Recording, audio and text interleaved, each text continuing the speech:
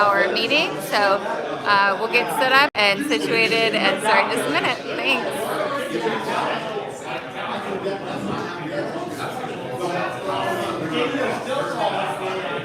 All right, I can see you and it.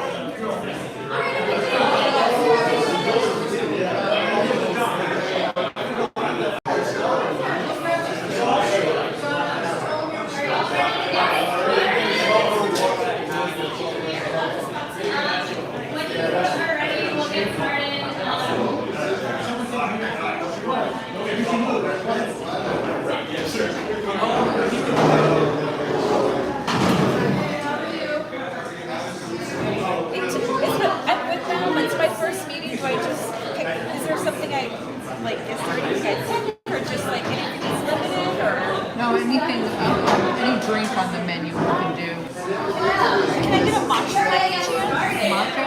Matcha? Like a matcha latte? Yeah, hot or cold? Cold. 16 or 30 quart. I can do 16. And have milk? Yes. So it's gonna be like story time in kindergarten where some of the like visual aids will be they have welcome for tonight. Thank you for hosting, Rob. So let's get started. So as you may have noticed, we started changing the structure, having a little bit more of like a social time at 6 p.m. and we'll have a little bit more socializing questions afterwards as well. But the meat of today will be from 6:30 to 7:30. So yeah, you can expect that going forward. Well, yes. Can we put that sort of order of events on the website? I mean, because it still just says 6:30. Okay, sure. Yes. We will update the website. Yeah. So, and then we're trying to send more emails too. That was another sort of request that we got. So you're getting more of those. Our Instagram, we try to be active there as well. So please follow along there. Host introductions. Do you want to say something? Oh, Just not an introduction. yeah, my name's Beth. I'm one of the owners of Froth. We appreciate you supporting Froth at your local coffee shop and hope to see you back here again. And your barista tonight is Jackson. Thanks, Jackson. Okay, membership report. So I'll read these numbers for you. It's like story time. I'm so sorry. Everything is here except for one chord. Right. So currently, 376 residents. We've gone up in the past couple of visiting home tour. That kind of gets the name out of a lot of things going on in businesses. 31. We would really like to change the structure of how businesses doing the CNA. So if you have ideas, if you have a business, please reach out. We'd like to hear some interesting ideas for those types of things. And then the general membership report is going to go into some of the details of what that membership gives for you, what are the benefits of becoming part of the CNA. So accounts-wise, for our treasurer's report, for the checking, we have 59,816. For the savings, 64,352. I think at this point that most of our home tour expenses have been most of them, yeah. So this is kind of the time of year where things nicely steady out. We have the funding again to do a lot of the events throughout the year. Home tour, we get a lot of those payments done in January, February. Just down a little bit, but we've got time. So this was one we really wanted to promote today. I'm sorry that it's not going to be a very tiny, but it's honestly even tiny on our radar screen. So point being, we'll post this if you're curious to look at it later, but just a shout out. So part of one of the big benefits, I think, is the CNA members, you have access to this money that we kind of deem as the giving program. This is money for you and your ideas in the neighborhood. We will give you the funding, we'll help you to execute ideas if you have particular things that you need help with, and hopefully a good encouragement to get involved, do things that you love, and share that with kind of the rest of the group. So we do have a couple of categories.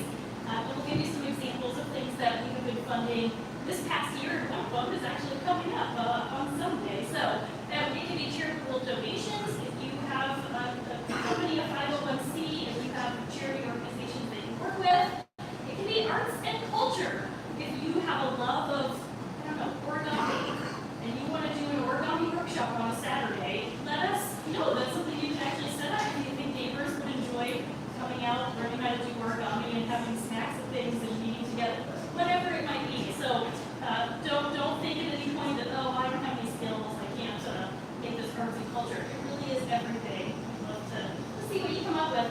Coronado Kids, if there is an event, and that is our event on Sunday, the Easter egg hunt at the local parking lot. Yes, I bet they're stretching and getting ready already for that kind of thing. For Coronado Kids, I know we've got a lot of people with us. Yes.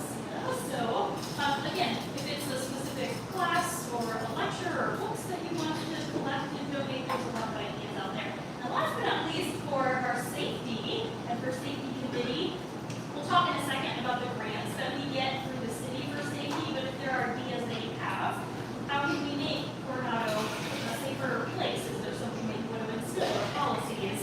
Let us know, and we can help you at least look through the legal works and all those kinds of things. So, as a CNA member, just $20 a year, you are open and welcome to apply for this money. And it is the board that votes on this, and as you all know, we want to support you. So, bring us your ideas. We'll probably say yes. For our recent funding, Oak Street is one of the Oak Street Island Girl Fest. We went a couple weeks ago. Beautiful, a little hot. We had a good time, you know. And then the Easter egg hunt that we just said. So this is the first time that we're supporting the Easter egg hunt that's been done in years past. It can be something certainly that we help you with the logistics, but this could also just be a pure funding. So a lot of the things that you see on the Coronado message board, it's not specifically CNA, but we have some sort of a part in it because we want the neighborhood to have these kind of events in general. Okay. This one is super tiny. Okay. So our Black Watch grant, we apply for this every year. We usually get awarded this grant, and this is a grant that funds things like dispatch. And then we've also been working to disseminate more sort of resources throughout. It also pays for the tools that we use when we do community cleanups. So yeah, very thankful for that. And then we also still have a little bit more money this year. So we're replacing the broken bulletin boards throughout the neighborhood. So that's something that's coming and going through this year. That's still a work in progress to get them manufactured and then installed. And then we also got a community arts grant this year. So that's funding with trivia, which is happening later this month. So we'll go through all of that. We also are looking for to get the district for a neighborhood improvement grant. So looking for some ideas there. It's due at the end of the month. But I have been talking a little bit with the Miracle Mile merchants. We're thinking about things that we could do along with Dowell that might be beautification things like planting trees or something like that. Or potentially a mural that's in Coronado, Miracle Mile collab potentially. So we're investigating things like that. But if you've got other ideas, please send them our way.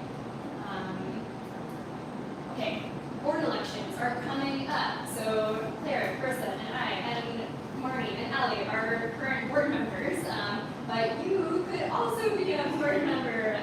So please, if you are interested in becoming part of the CNA, let us know that you're interested. And then next month's general meeting is when people will announce their candidacy, and then we'll be voting, and that'll be online. So, yes. Okay, so the one thing for the elections, I only say this because I realized that I was one of those people last year. You do have to be an active member as of April 11th. So that's next week already. So just make sure that all of it is renewing, that it's renewed and those types of things by then. As far as the positions go, we did not list out the specifications of each, but you kind of get it, right? It's treasurer, secretary, the same things in your high school clubs that you do. We have these 5 open positions we call directors. Honestly, I feel like there really isn't a lot of hierarchy. We work together. We do what we can. If there's an event one person's really excited about,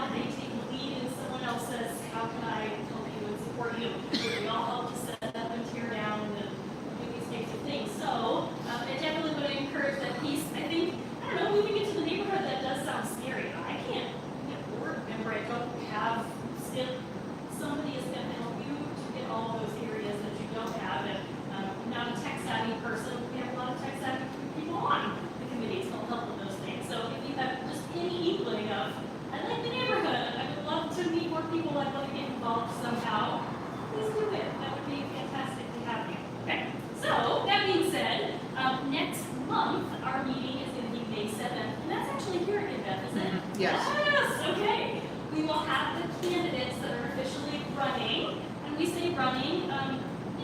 This is a volunteer position, and so the past 3 years we haven't had any actually rules. I don't know what you said. There haven't been enough people running for the positions themselves, but that's fine. Yeah, there you go. No contested roles. That's right. But we would love to have new groups, and again, you meet amazing people. It's just a lot of fun for what we've had. So if you are interested, reach out to us. We can talk with you one-on-one about that process. But you are going to actually give your campaign at the May 7th board meeting, which will be our annual meeting for next month. Dispatch. We're always looking for content for dispatch. If you've got an idea, if there's like a pet project or something that's meaningful to you that you want to write about it and send it our way. We would love to have you contribute to dispatch. So we do have another edition coming out soon. Soon-ish. We're starting to compile that. So please, by April 8th, you can turn in anything that you would like to have published. So you can go through editorial and look at package up on that. General parameters for that, it does not be long, 200 to 500 words. If you would add some images, give yourself a credit line or not, whatever you like. Again, if it's a hobby, if it's something you've noticed in the neighborhood, a story that you'd like to share. Love it. All right, Mural Fest was awesome. So as we said, that's something that we help sponsor every year. I think this year there are maybe 20 different artists. So refreshing the alleyway is always the really exciting thing. I love that that's kind of an evolving gallery all the time. So really great artists. I think like a good time, good bands, etc. So yeah, very proud of that event every year. It's such a gem. I got a question. Yes. How, is it accepted for just somebody to come up here and slap something up? I think that is Or do generally. you gotta get some permission or something? Yes, That's and what I I mean. think in the past couple of years, and this is what somebody asked. I'm not talking asked about myself. the whole wall kind of thing, Yeah, just the just little. for 1 second. If it does already have an art piece over it, those are contracted on a year-to-year basis. So the ones that are painted during OFest, that artist has actually already given the permission that it is going to be painted over. And that's why you'll notice sometimes not everything is repainted year to year. Depends on the artist, the contracts, and that kind of stuff. Now, granted, if you have your own wall and you like to paint all kinds of things, you go for it. And we do have a lot of people that are interested. I have a blank wall and want someone to do a painting. So if you're interested in that, let us know. We can get your name and information. Okay, I'll see if I can follow up. But on a general Tuesday night, don't show up in the alley at midnight and start going. Okay, thank you. Community cleanup. We've got a cleanup coming up on the 11th. We're going to do it on 17th between McDowell and Palm or so. So yeah, on the other side of 16th, I think there's some areas that need some love. So please come join that. It hasn't gotten too hot yet, so we're still going to have our 8 a.m. kickoff. And then we will provide some materials for you. But please, like, if you have, hats, gloves, those sorts of things, always appreciate it. Bring some water. Yeah, it should be a good time. I think there was we had a McDowell Road one a few months ago, and that was like super well attended. We had like posters and everything up. So please upcoming events. We are working with AC Wilderness Miracle Mile and a little bit of a collab. So they are celebrating their 1 year anniversary of being in business. And so they, I think, are planning to have, as part of their birthday celebration, like a roundup campaign for the Coronado Neighborhood Association. So please do come join that. It's Friday, April 24th. It's going to start on the early side, so very happy hour. So we'll probably be setting up at 2 p.m. You're welcome to come at 3, and then I think it goes until 6 or 7. We'll have a raffle with some like fun prizes, and then I think they're also working to figure out they'll like offer brewery tours and stuff like that. So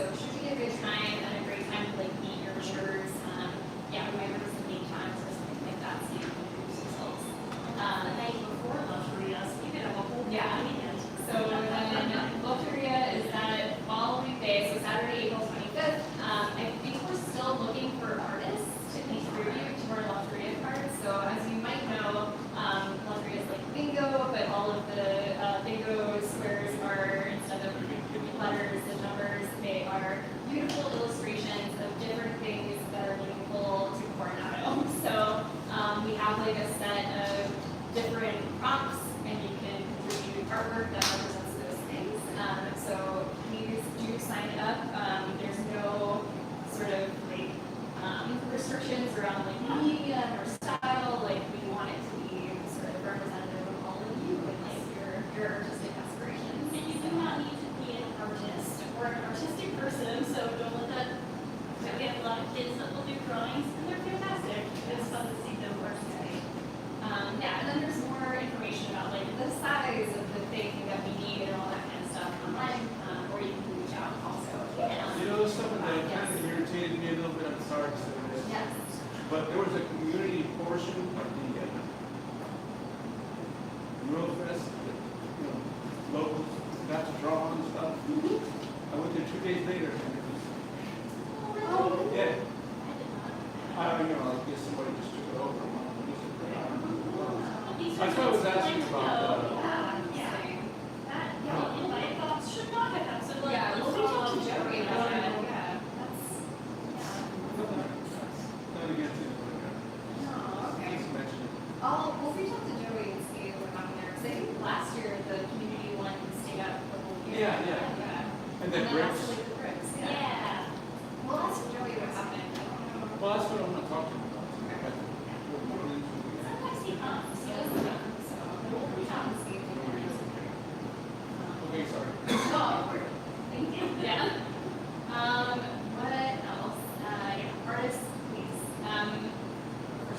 So, yes, also we are looking for sponsors, so if you want to have yourself or your business like featured on the luxury cards, like great. And it's not like the most sponsorship, but yeah, it would be great to have some additional funding. I mean, I think last year, we have to say, we probably played about 20 rounds of the game. So there are some business games where they're reading, you get to have a tagline of specials daily from, so it's pretty good press for those that are there. You're hearing your name over and over again.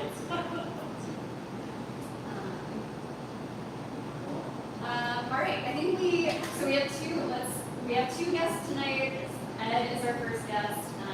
Yeah, we'll take this out of your guest. Oh, thank you so much. Really appreciate it. Thank you guys. First of all, give it up to the Coronado board, you guys. All volunteers, making it happen. Thank you guys so much for having me. My name's Ed Burris. I'm running for Phoenix City Council here in District 4.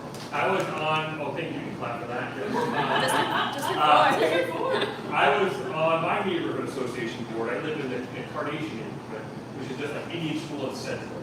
And I was on my neighborhood board for 8 years, actually helped resurrect it, kind of fallen away, and just seeing how much really fun work it is, and just building community together. And this Coronado is such a special neighborhood. Like, you guys all know it. We know it, the folks who don't live in Coronado or live near it, but what a special neighborhood it is. I've been coming to the street here, you guys put on, and the home tour every year, gosh, for the last decade. So my kids love it. I love being there, tabling at it. So just thank you for the board for everything you guys do to keep it together. You know, please run for the board and get involved. So my name is Ed Burris. I'm going to pass around a sign-in sheet if you are interested. And you don't have to, but if you want to sign in and get emails about the campaign, grab a flyer, learn a little bit more. I'm going to pass this around right here as we get talking. Oh yeah, that'd be great. Thank you so much. I'm currently on the school board right now, the Oslo School District Governing Board. And I'm going to do, I used to be a school teacher here. I taught high school government. And what I learned in high school government with my students was if I move around the room a little bit and keep people engaged a little bit more. So you might see me, proximity, you might see me walk around a little bit. I just want to make sure that everybody can hear me right here.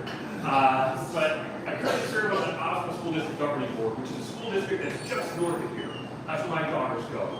I've got 2 girls, 2nd grade, 4th grade, that go over here to Encanto and Clarendon Elementary in the Oslo School District Governing Board.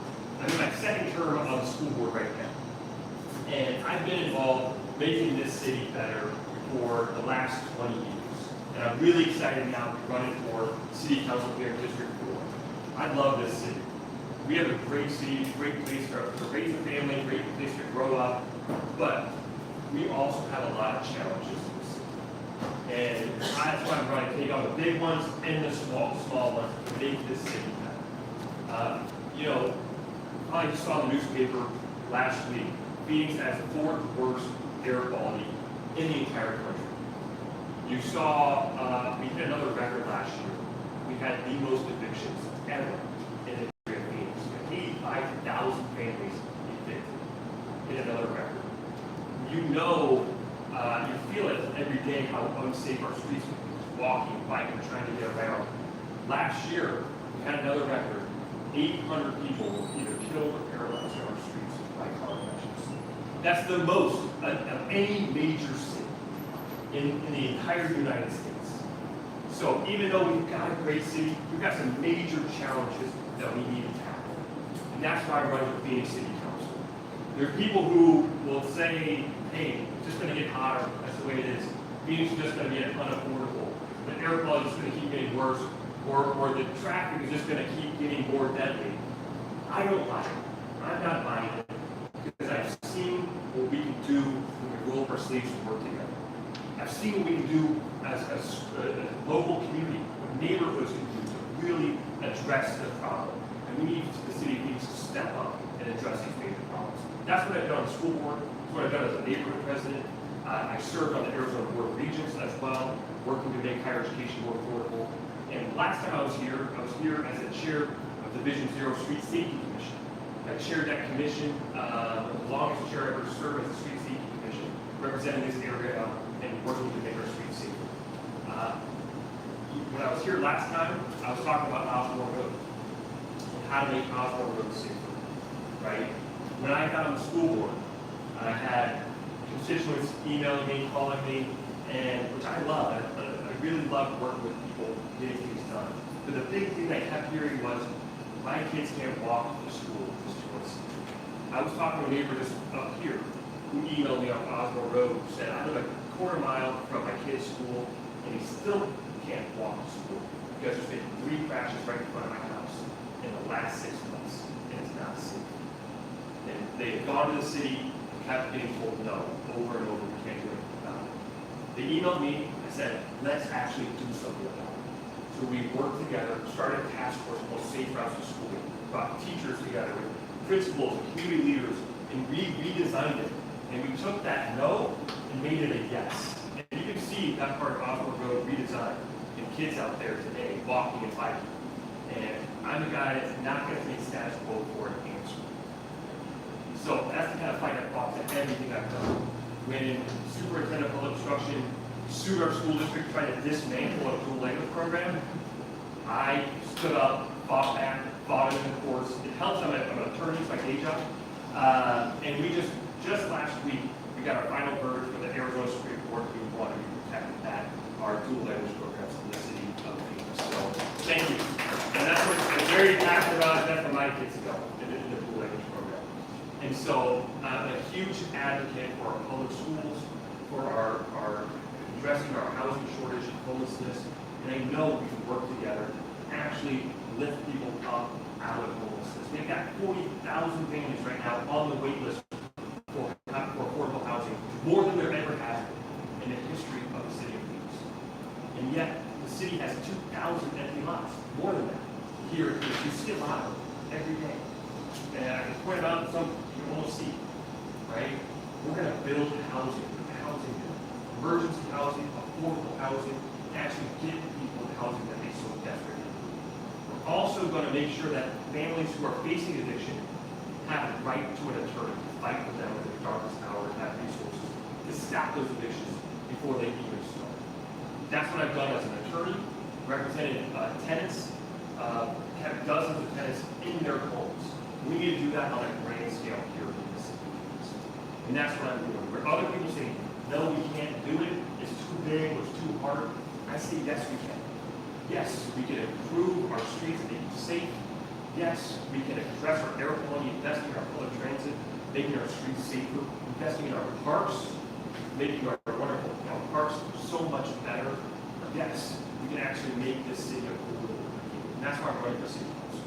And what am I going to do for Coronado, you guys? Coronado specifically. For Coronado, right here, we're going to see right now, the Miracle Mile. We're going to dramatically change the Miracle Mile. If you've been really engaged, you saw some of those efforts happen. You saw people at the city, good intentioned people, pushing that plan. But what it lacked wasn't funding, it was lacking the political support that the Miracle Mile redesign really needed. Day one, we're going to take that plan off the shelf. We're going to redesign the Miracle Mile to improve the sidewalks, to make it a shaded, walkable, safe area that's going to be connecting all of these neighborhoods together and a place that's really a true destination like it was many, many, many decades ago. We're going to bring that back. And your other border, 7th Street, we are going to get rid of reverse lanes. Okay? We are going, once and for all, we are going to get rid of reverse lanes. I follow the science, I follow the data. Okay? ASU did a study in 2024 and said the reverse lanes cause twice as many crashes just because of reverse lanes. We will cut the number of crashes in half just by getting rid of reverse lanes, letting people connect to businesses and to neighborhoods. There's a lot of road rage out there too. A lot of road rage. It makes any sort of design, urban design that takes good, happy people and makes them into road rage monsters is terrible. And I've seen it. We've all seen it, frankly. If you guys live around here, you do, clearly. We're going to get rid of reverse lanes. Okay? And we're not going to stop there. We're going to also make 7th Street, which used to be many decades ago, a great destination for walkability, to support having more foot traffic there. We're going to bring that back and make 7th Street that destination that's truly walkable and accessible, right? And we're going to support hard-working families that really need it right now, that are feeling the pressure to make the city more affordable. We're going to expand and have universal aftercare, feeds aftercare program. Great program, used to be more accessible, it's kind of whittled away. We're going to expand it so it's accessible to everyone. So we have universally affordable preschool programs and after-school care here in the city of Phoenix for all families here. And we're going to, right here at Coronado, we're going to invest in our parks. I love Coronado Park, but I also see the dramatic investments that we need to truly make it what it needs to be. And we can invest in those. And so by going out for another bond, we're going to invest in our parks and our shape, make Coronado more walkable, more livable for everybody. So thank you guys so much. I know I mentioned street safety. I am a bit of being a chair of the street safety committee, a bit of a wonk when it comes to these issues. So I did a bit of an analysis, my team and I, right here. Me and my planner friend are probably the only ones that truly, deeply will read this cover to cover. But I did a Coronado specific analysis about my specific plan for how we are going to make our streets walkable and safe for everyone in and around Coronado. And you can see this just the staggering statistics about how many people have been hit and hurt on our streets, and it's completely and totally avoidable and preventable here in Coronado. And so you can see that analysis right here. And if anybody wants this, I can email you an interactive map if you want to take my information. Yeah, that was right. This is my kind of group right here, interactive map. Thank you guys so much for having me. I would love to hear your vote this November. And also, I would love to open up, if we have time, any sort of questions. Yes. The McDowell plan was done, but it just sat unattended. Yes, the McDowell plan was done. Actually, they did a survey. There were meetings. I was not. Yes, I was there. There wasn't at all the public meetings, at least the ones that I went to. I didn't see a single person who said, "No, I don't want it." They had over 80%. There was one guy. Was there one guy? He's like, Which is okay. When we redesigned for Osborne Road, there was a couple folks too. But you can't hold progress back just because some people are afraid of change, right? So what happened was when they jumped through all of these to do it. And then I literally met with the traffic engineer, did the analysis for it. And I said, what's happening in Dallas? And she said, look, it's not about funding. It was about the lack of political will. It was the city said, well, what if, I'm not making this up, we go, what if the I-10 shut down? We might need an extra lane or so, because if the I-10 shuts down, we would divert people onto that road. And I told her, I was like, that is absolutely ridiculous. You know, and what if something, something terrible like there's a 24-hour eclipse and it's never back and forth. Like, change whether or that. not that thing was up there. And that's what the analysis said.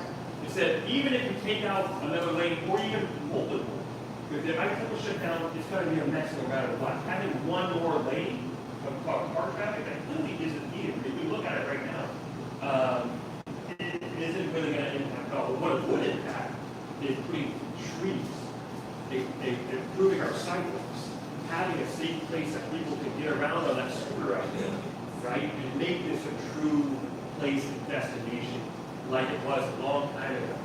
Terry Goddard, who's a good friend and a supporter, he said, look, maybe in the 80s, when we were just widening, maybe that wasn't the best time. And we have the opportunity now to rethink what we need, what we want as a community today, and actually adjust our streets, not just streets, but our parks. And just because we've done it in the past doesn't mean we need to keep doing it. Good question. Yes. Yeah, I wanted to ask you about your thoughts on housing affordability. You mentioned expanding affordable housing, which I think most of us are probably in favor of, but my question's more around workforce housing, increasing housing supply, and making it more affordable for middle class families to buy houses that aren't necessarily eligible for affordable housing. Curious what you think about that. 100% supported, right? And so, look, I live down the street. My wife and I, an attorney as well, of course, I'm a nonprofit, and we live in a triplex right over here, and we were thrilled to have it. I led the charge to re-legalize accessory dwelling units for cities. Yeah. The city had made them illegal in the 90s, which was a terrible move, and to restrict housing unnecessarily. So then you saw people having, they call it a shed or whatever, they couldn't have a bathroom, they couldn't have a kitchen, and there were zoning laws and rules that are making that we are still living with today that restrict the housing size. Well, one of them.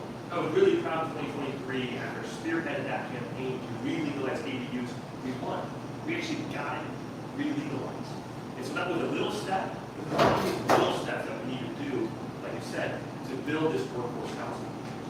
I talked to all the teachers in the Oxford district, and I've been working hard to try to increase their pay, which we did. We increased their pay my second year on the board. We put solar at all of our schools. We electrified our buses in order to save money in utilities and put that into teacher pay. And we increased our teacher pay 20%. But even that is not enough for our teachers to be able to afford to live in this community. And that's the number one issue that I talked about. I talked to the bus drivers, our lunch ladies, and our teachers. They want to be able to afford to live in a place and afford to buy a home, right, in the community in which they serve. And we need to make that happen, right? So building our empty lots is a part of it, but also having more flexible housing, like you said, to meet that middle that's been missing for so long is really important. Thank you. Yeah, thank you. Great question. Would there be any feasibility to give homeowners any sort of like subsidy or incentive to build their properties? Yes, there is. And so, like, empty lot situation you're talking about? I mean, like for casitas. For casitas. Yes. So right now, there's other cities, Flagstaff. Believe it or not, Queen Creek is another. This is not really a political, red versus blue issue, where you can go down on the same day and go get a permit for your casita, right? You can go down and say, hey, I want to build a casita. They've got the plans all ready to go. You can go down the same day. In the city of Phoenix, I will tell you, that's not the case right now. It is much more challenging, much more difficult, much more red tape. So one, we can actually make that process easier. And then two, what my plan calls for is those communities that are doing that and adding density when you need more infrastructure, sidewalks, for example, would be a good one. Roundabouts, speed bumps, that you then get to the front of the line to get that type of infrastructure to incentivize that.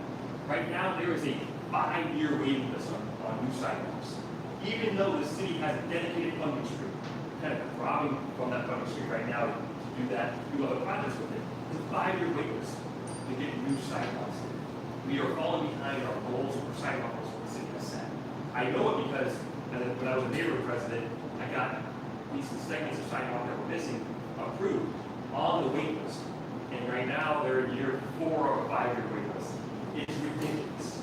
We've got to fund the wait list and actually fund the infrastructure. We can tie that to this incentive that we're talking about. That's my house.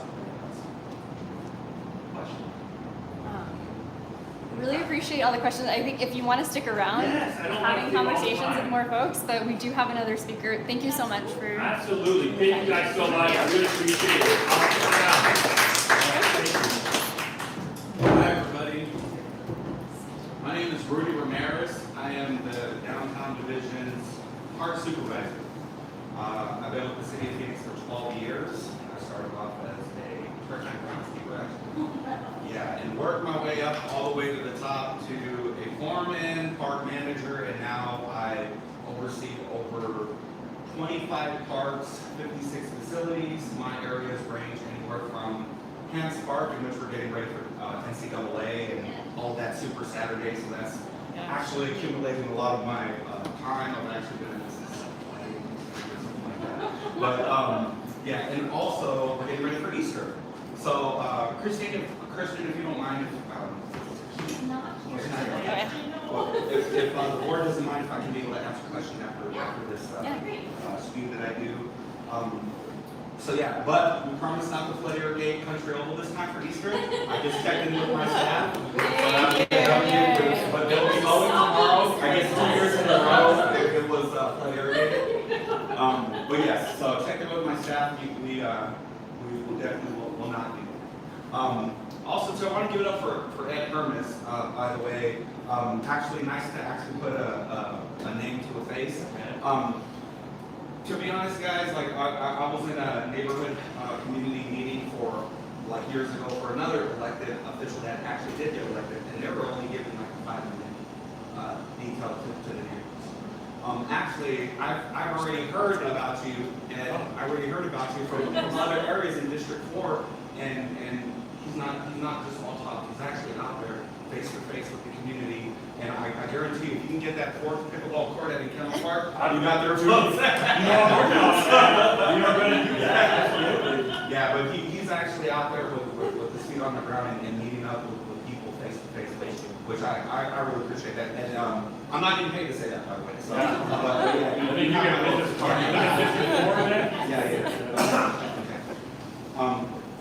All right, so yeah, just want to give a couple of quick updates regarding Coronado Park. Shout out to Ron and Mike too. Thank you guys for inviting me to as well. They brought up some really good ideas and implementations in the park to be able to make them better.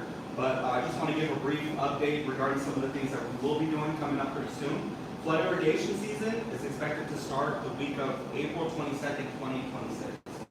So right now, the grass is pretty brown right now, but in a couple of weeks that grass will get green and the trees, no effect to the trees or the plants that we have right now, but coming up pretty soon, we will start to flood irrigate.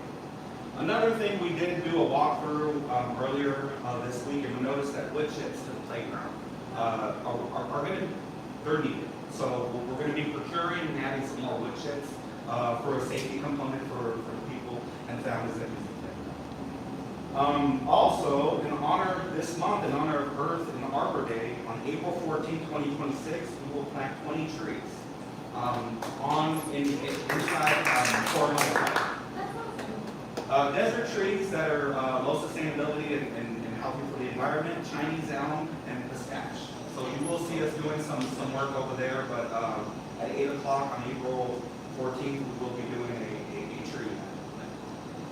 Another thing too, my team is currently working on collaborating with park rangers to come out and plant some pollinator plants at Coronado Park. We would like to collaborate with the community to see if that's a particular event that you guys would be interested in.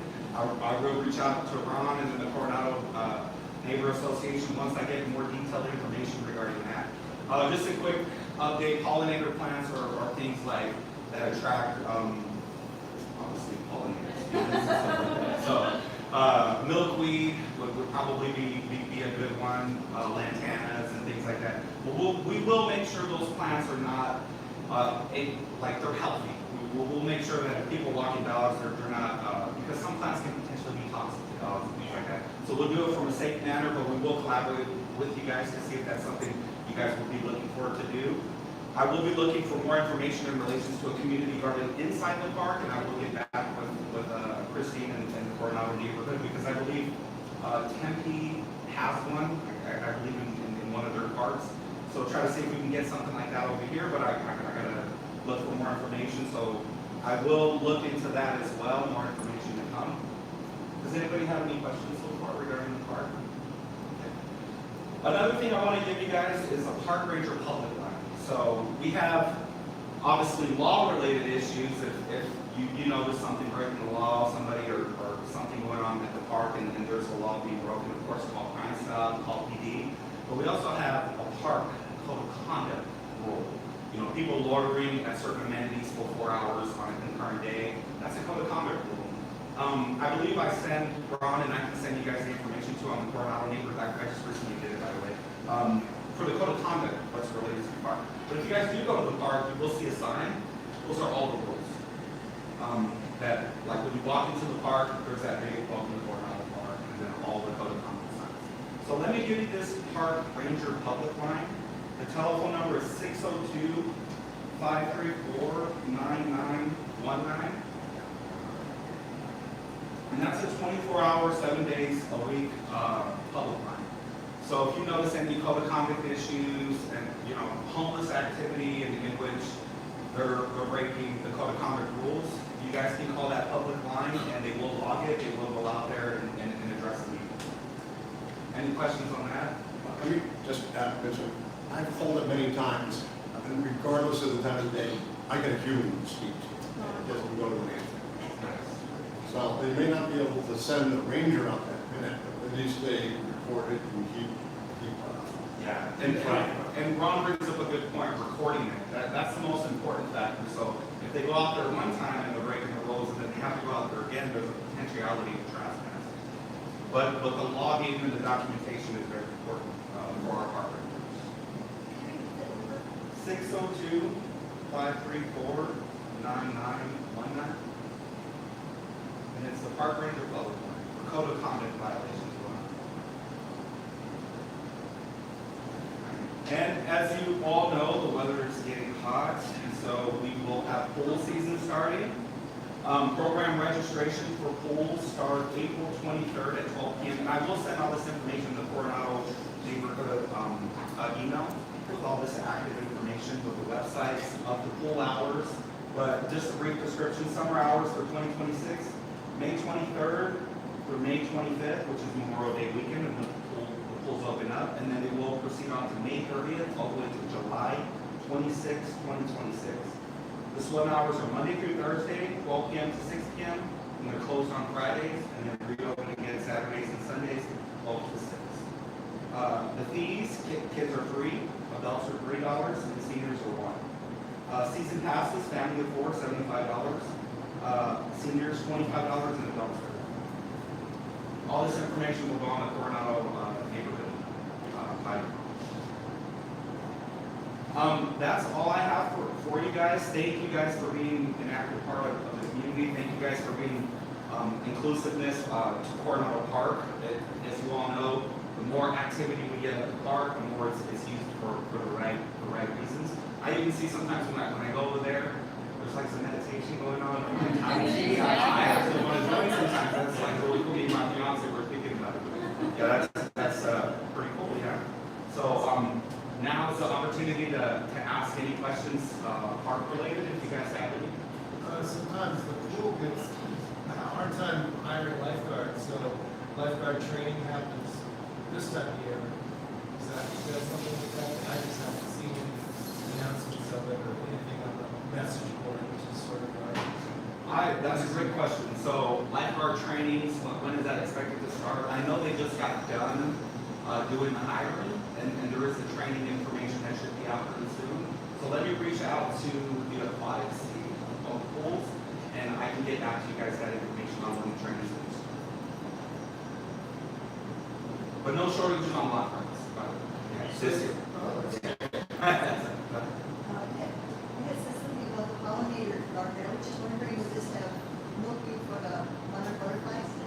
Yes, that's a great question. Milkweed actually attracts butterflies too, so that's why that's a particular one that we're considering.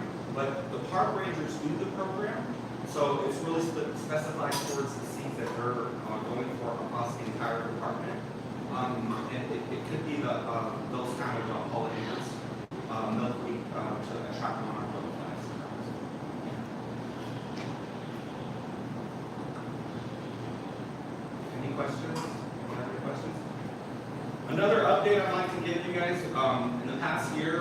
renovate the Muscat lighting for the ball field, so those neighbors living right around the ball field will have those bright lights that we're gonna be shining on you guys. We are considering the field allocations for the season that's going on, and we are keeping a close eye for the noise level. So we do, if you guys are hearing the noises and stuff like that, I think it's particularly Sunday or baseball, we have reached out to them, we are working on that and making sure that we're lighting them out. I used to live right above the pool, and sometimes the parking lot lights would go out at night, and then, the activity happens with the kids and all that stuff, kids start to get in there and mess around. How do you keep how do you keep the lights turned on? Who do you call for that? Sorry. So, great question. So, it's asking about the security lighting on and around the pool. How do we keep those lights on? Just to clarify, are you talking about the area lights, the pole lights, or the lights that are for the pool specific? In the parking lot. In the parking area. So inside the parking lot belongs to the park, so that's really us. That's something we can go onto the astronomical clock and just update. So if that's something that's happening, I'll go stroll by there right now and see if those lights are off or what's the specific time, and I can get my phone to go over there and update. Yeah, I mean, I used to live there, like I said, I didn't mind the brightness of the lights, because I live right across the street, but it helps keep the seating stuff. Yeah. Yeah, so the Muscat lighting is specified towards inside the ball field, but the area lights as well, we are looking to do, anytime we exchange area lighting out now, we're using more eco-friendly type of LED lighting, but this provides sufficient kind of lighting. But it could just be something related to the time of the clock going on specifically in the parking lot. So I'll have my phones take a look and look into that to make sure it's not going off, like turning off at 10 o'clock when it should be going off looks like. A great question.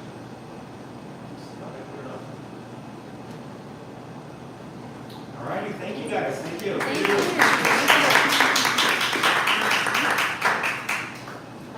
So that's a wrap for our program. You're welcome to stick around, help out, chat with your neighbors, and yeah, I think we still have an open.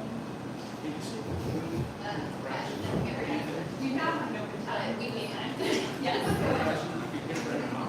Sure. Yes, please. Yeah.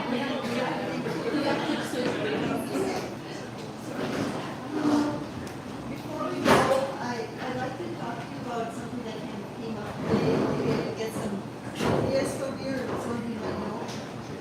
We have a person in our neighborhood who takes care of cats. We have some colonies and stuff here. And they were living with someone else and they sold the house and they have to go. And now she doesn't have a place to go, and I thought she had 5 cats she wanted to keep with her, and she has 10 cats. So, and the house is going to be demolished, I don't know exactly when, but there's 10 cats who need a good home. So if any of you know somebody who would like to have a cat, a good home for a cat, not just a place to stick it, but I mean a good home for some cats. It's kind of a hard time of the year because you have a lot of kittens, and this time everybody wants a kitten. And these are not kittens, they're, various ages. They've been fed, they've been taken care of. It's not like, it's a pet operating, I should say, but they've been taken care of and all this. They're not feral, and you can, touch them and stuff, and I don't know about the specifics about each cat. But the clock's ticking and trying to help, and some of the other neighbors here are trying to help too. And we just found out about this today. But if somebody would like to know of a good home for One for each of us? well, actually, I think we might have something for 2 of them already. But we need more homes for these cats. So please let me know if you have any ideas or referrals. They're going to destroy it.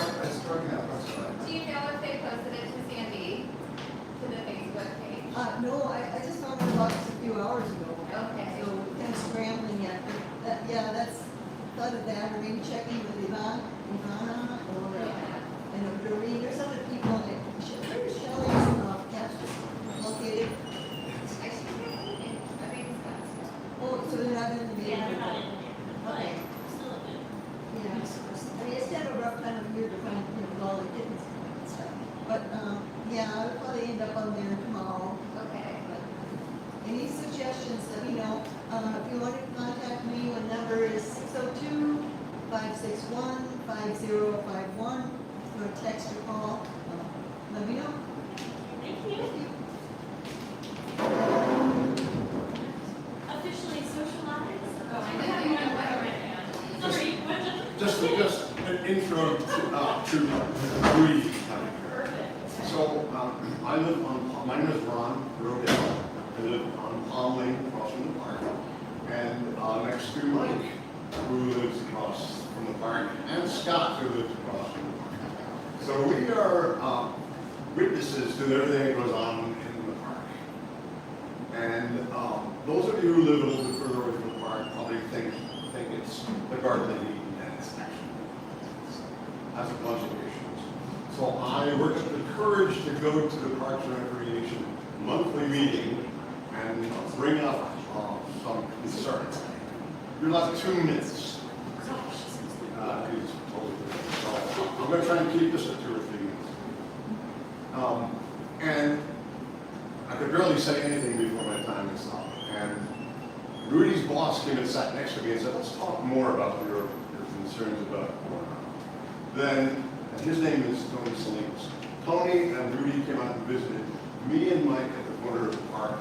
We showed him where we've had some problems with regular visitors, let's call them. People who live at the park during the day. And we made a bit of a mess. They set fires and littering, and it's meth pipes back and forth. It's getting sadder and sadder. So I said, what can we do about this? And all I had to do and Mike had to do is just reach out, and suddenly the park rangers were coming around a lot more often.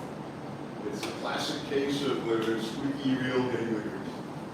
And it has not absolutely diminished the issue, but it's certainly, limited the issue, but it's diminished substantially. So then I asked Tony and Rudy to come and speak to the entire group. And I just let him know that he let us know that they know how to say what, improve the government. They have 187 park service, and they have 44 rangers. I mean, it's nearly impossible for them to do making except a few more visits. But they come and they hand out. You should read the code of conduct that we're talking about, and the levels of punishment that offers. They have this tiered system in dealing with break the code of conduct. First, it's an educational program, then it's a trespass citation, and finally, when you call it Phoenix Police. The rangers are not law enforcement people. You can walk away from a ranger and they can't. They do have straight through the bill. Anyway, I just want to let you know, we didn't just show up here. We did a little background work to bring them here. And I hope all of you people will help to keep Coronado Park nice fun. If you see something, say something. Call that number that you mentioned. They do pick up and they do come around. There were, how many rangers were there yesterday morning, Mike? 3? Yeah. In the previous year, we saw 3 the entire year. So. And just as a reference, Ron is retired, and I generally work from home. So, it's almost like we've got 2 24-hour guards watching. That's right. For those of you who don't remember Mrs. Braggins, that's kind of what we're turning into. I just want to give you a little background on how all this happened. So, don't quite be counting people joining us, so keep that part clean. Okay, that's all I was saying.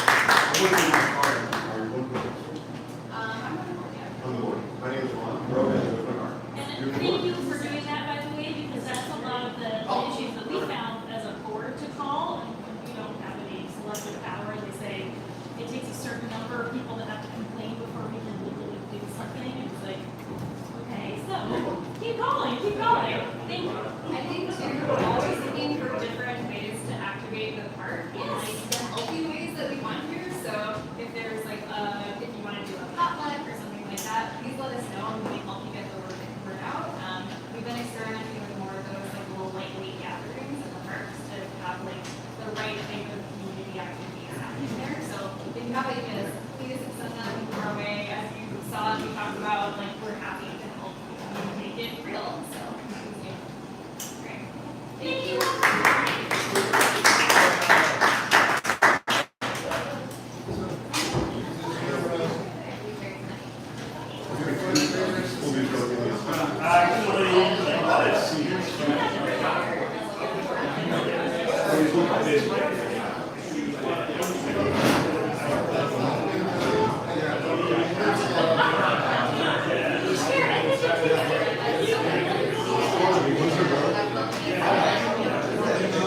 I have to see if it works.